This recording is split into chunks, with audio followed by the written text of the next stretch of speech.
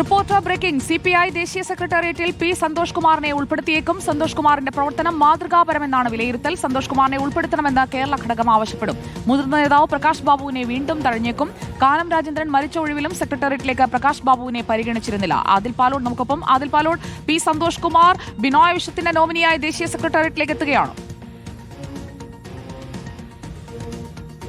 ഉറപ്പായും അങ്ങനെ തന്നെ വിലയിരുത്തേണ്ടി വരും. വളരെ പ്രധാനപ്പെട്ട കാര്യം, നാളെ പാർട്ടി കോൺഗ്രസ് സിപിഐയുടേത് ചേരാനിരിക്കെ ആരാകും കേരളത്തിൽ നിന്ന് കേന്ദ്ര സെക്രട്ടേറിയറ്റിലേക്ക് വരിക എന്നുള്ള ചോദ്യമാണ് ഇപ്പോൾ ഉയരുന്നത്.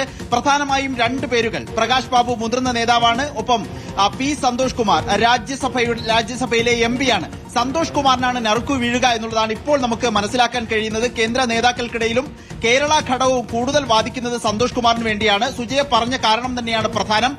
ഇപ്പോഴത്തെ സംസ്ഥാന സെക്രട്ടറി ബിനോയ് വിശ്വത്തിന്റെ വിശ്വസ്തനാണ് സന്തോഷ് കുമാർ എന്നുള്ളതാണ് അനുകൂല ഘടകം. മാത്രമല്ല, പലപ്പോഴായി ബിനോയ് വിശ്വത്തിന്റെ എതിർചേരിയിലായിരുന്ന, കാനത്തിന്റെയൊക്കെ എതിർചേരിയിലായിരുന്ന പ്രകാശ് ബാബുവിനെ പലപ്പോഴും തള്ളിയിരുന്നു ഔദ്യോഗിക നേതൃത്വം എന്നുള്ളതാണ്.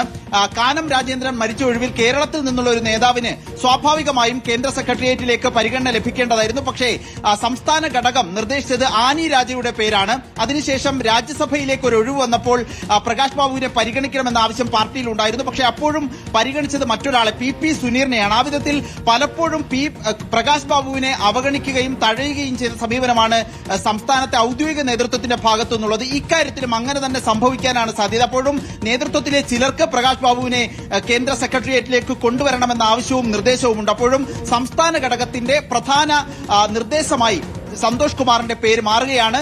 ദേശീയ തലത്തിലെ പ്രവർത്തനങ്ങൾ മാതൃകാപരമാണ് എന്ന് വിലയിരുത്തിക്കൊണ്ടാണ് സന്തോഷ് കുമാറിനെ സെക്രട്ടേറിയറ്റിലേക്ക് എടുക്കണമെന്ന നിർദ്ദേശം സംസ്ഥാന ഘടകം ആവശ്യപ്പെടുന്നത്. സുജയ, വിവരണം നൽകിയത് ആദിൽ പാലോട്.